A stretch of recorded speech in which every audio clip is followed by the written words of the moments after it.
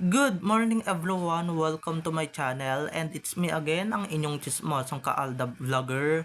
So gusto ko munang magpasalamat sa inyong lahat sa mga walang sawang tumatangkilik, nanonood, sumusuport at sumusubaybay ng aking mga content here on my YouTube channel. So eto wag ninyong babaktawan o lalaktawan tong ating content ngayong araw. I'm sure na hindi ninyo pagsisasihan na pinanood nyo to mula umpisa hanggang hulihan. And syempre, huwag kayong mag-iisip ng segment buuin nyo to start to finish.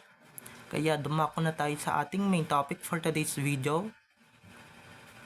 Eto guys, just a mini throwback lang ha. And eto, natatanda nyo ba yung binalita noon sa TV5 at headlight to, grabe. Nung natapos na ngayong HLA or natapos na ngayong Hello Love Again, may balita na di umano, 'di ba? Hindi na daw nanligaw si Alden kay Catherine or sa leading lady niyang si Catherine. Paano guys manliligaw? Hindi naman talaga nanligaw sa totoong buhay yan. So, ito na guys, watch this. Mamaya ipapaliwanag sa inyo ng buong buo. So, ito na guys, watch this. Hindi na raw nanliligaw si Alden Richards sa kanyang on-screen partner na si Catherine Bernardo. Okay na raw sa Catherine na manatiling friends na lang. Nasa frontline na balitang yan, si Laila Pangilinan. Walang araw na hindi. Nasa #1 spot pa rin ng top movies sa Netflix ang blockbuster film na Hello Love Again. Pero ang tambalang Catherine Bernardo at Alden Richard, pangsini nga lang ba? Tila sinagot naman yan sa vlog ni na Mama Ogs, Mama Loy at Josa Poco na OG Dia Showbiz Update. Ang alam ko, wala na talagang ligawan na nagpatuloy. Para magkaibigan na lang sila. Sabi ng source ko na close kay Catherine at kay Alden. Gustong-gusto naman daw talaga ni Alden si Catherine. Hirit ni Mama Loy, may kinalaman daw kaya yung pagdalaw noon ni Daniel sa dressing room ni Catherine? Ang alam ko din, sabi nung ka-close ni Catherine, parang kinausap lang daw ni Catherine, yun lang. Pero Sino? Si DJ? Si DJ, pero walang hope, walang na magkakabalikan, walang yung spark, wala na din daw. Kamakailan umugong ang usapan na on speaking terms na raw ulit sina Catherine at Daniel. Pero sabi ni Mama Ogs, not true! Hindi rin daw totoo na nangliligaw kay Catherine si Lucena Mayor Mark Alcala. Magtropa lang daw sila.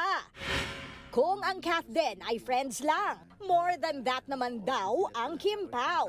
Naku, meron nga akong source nagsabi. Ay, anong Oo, ito raw sina Kim Chu at si Paolo Avellino kinumpirma sa akin nung kausap ko na sila na.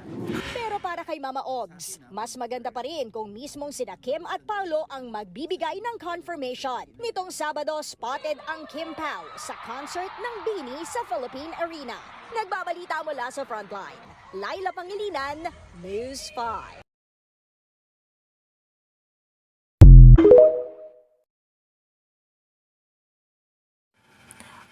At kung nakita nyo na nga yung recap, so once again, CTTO sa mga admins.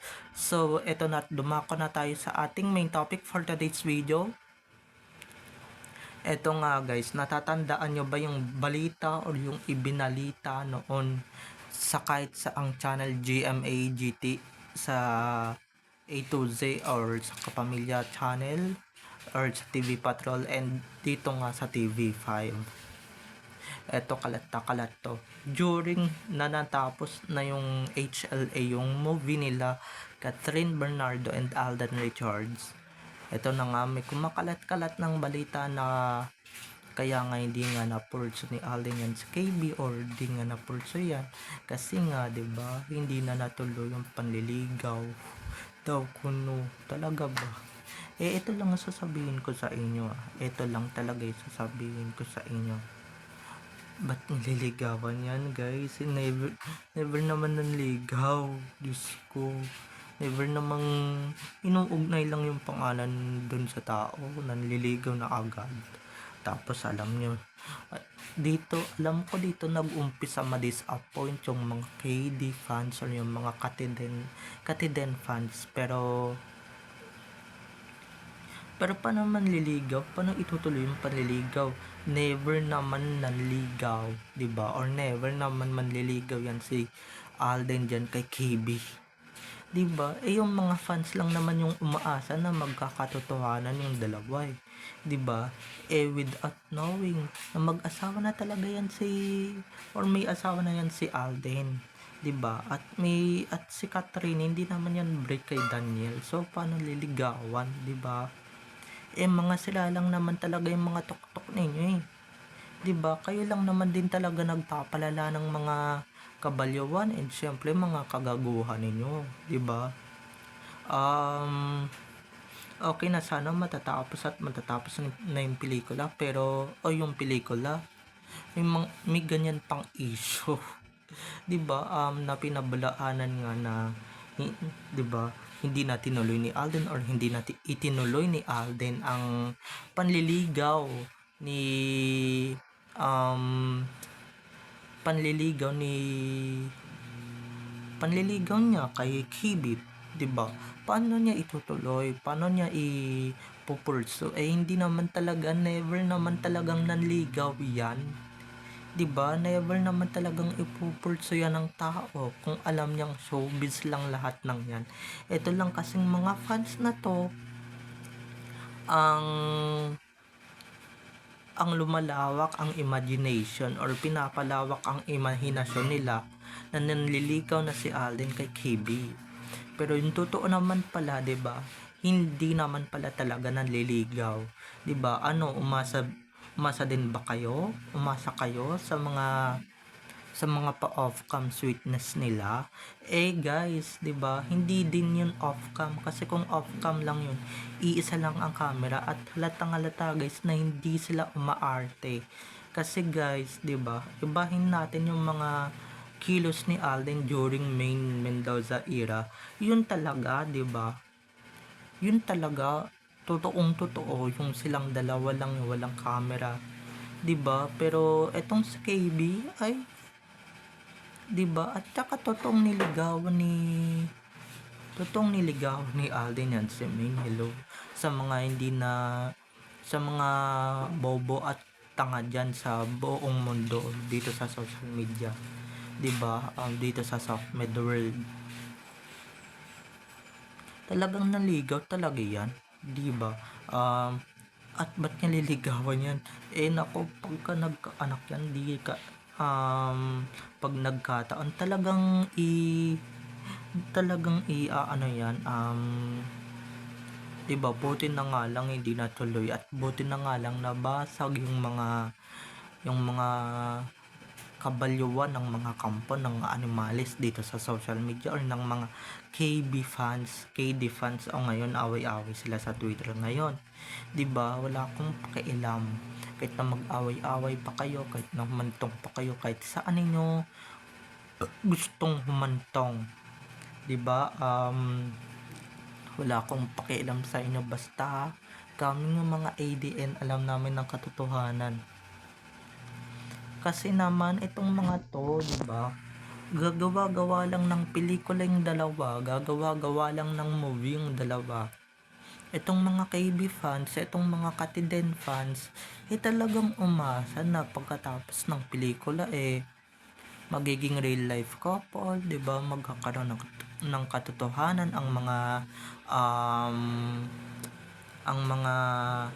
ang mga pagkukunwari or yung Joy at Ethan talaga na or yung Joy pati yung karakter ni Alden dahil yung Ethan ayokong banggitin, 'di ba?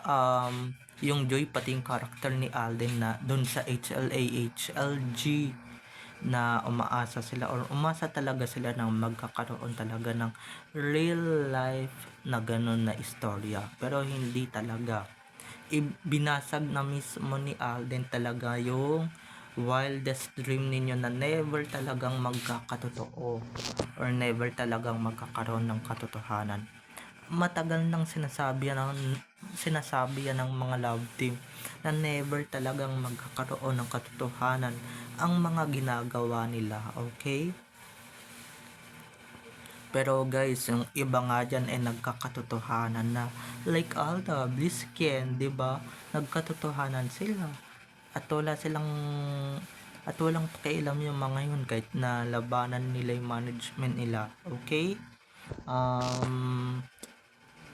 Pero yun na nga mga ka-Alab Nation, 'di ba? Pero hindi naman nila maintindihan yan. Never nilang iintindihin itong mga sinasabi ko kasi nga wala silang utak, mga 1/4 lang, 'di ba? Try nilang intindihin to baka sakali, 'di ba? Pero talagang pagka-fanay ka or pagka talagang pagka gumawa ka ng movie, syempre, or pag nakita kang sweet on cam, talagang aasahan mo talaga na nagde-date ba sila, 'di ba? Off cam, nanliligaw kaya si ganito kay ganyan, 'di ba? May mga sweetness kaya sila off cam, nagchat sila kaya sila off cam. Maski yung salamin, 'di ba? Iniuugnay ninyo diyan kay KB yung salamin na pang monitor ni Alden without knowing na may iba siyang minomonitor, ang sarili niyang pamilya, 'di ba? Ang pamilyang binuo niya with his Mrs. Okay, na si Maine Mendoza Fulkerson at wala nang iba pa. So, itong mga to hindi ko talaga maintindihan. Porket ba talagang may, 'di ba? Porket ba may suot na salamin si Alden, monitor niya na si Sakang, 'di ba? Or whatever. Lalong-lalo na siguro pagka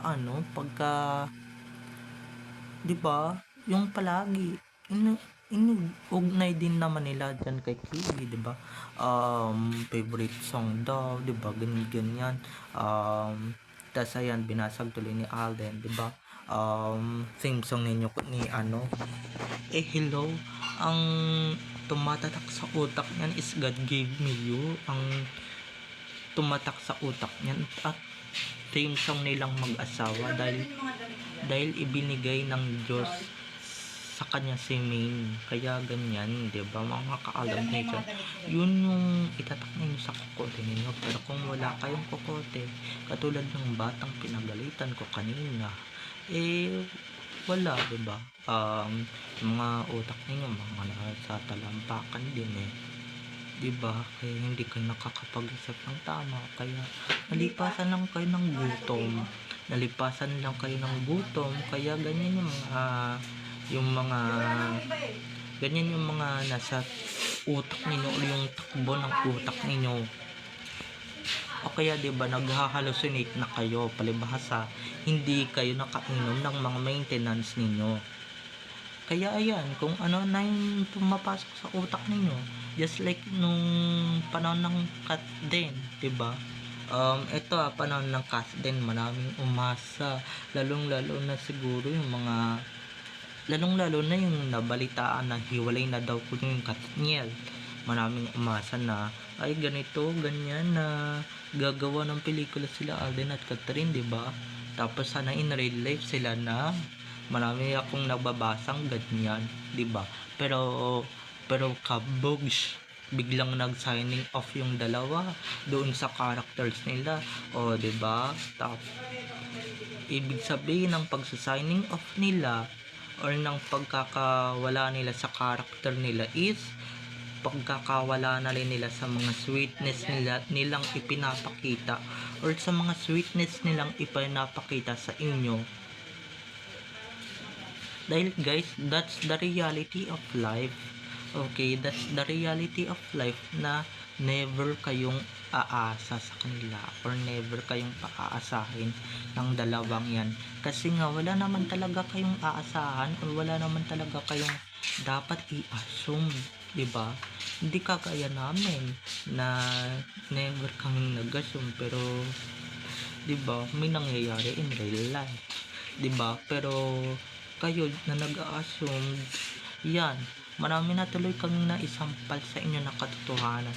Maski yung real life boyfriend ni KB, 'di ba, naisampal na namin sa inyo, na ihatid na namin sa inyo.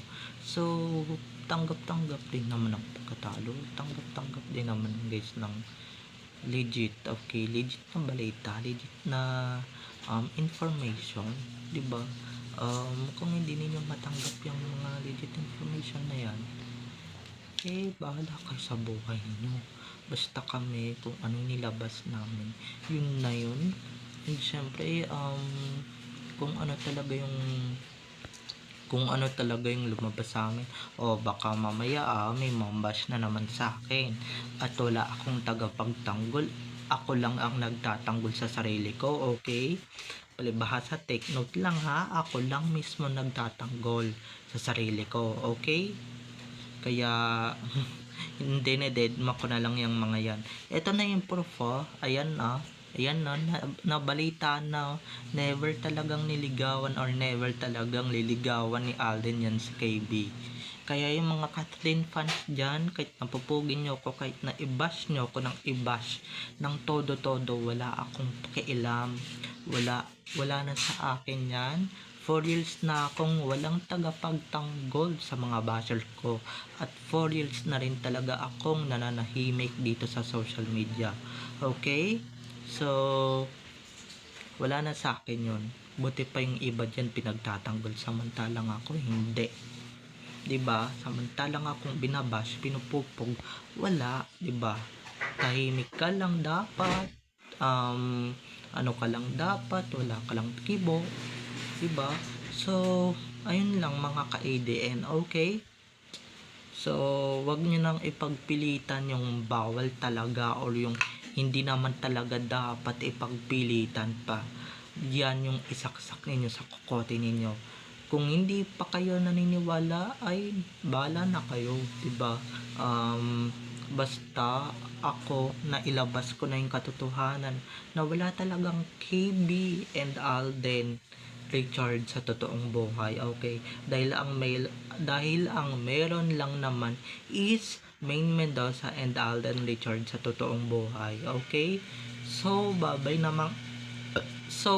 mga ka-ADN. Don't forget to subscribe to my YouTube channel. And syempre, huwag ninyong kalimutan na i-click ang notification bell para sa ganun ma-notified kayo sa mga susunod ko pang i-upload na mga videos tungkol kina Maine at Alden, and syempre tungkol sa kanilang mga buhay-buhay inside or outside man yan sa showbiz. Babay na mga ka-ADN. I love you all. Have a nice day. Keep safe and God bless everyone. Bye-bye. Enjoy watching everyone. I love you all.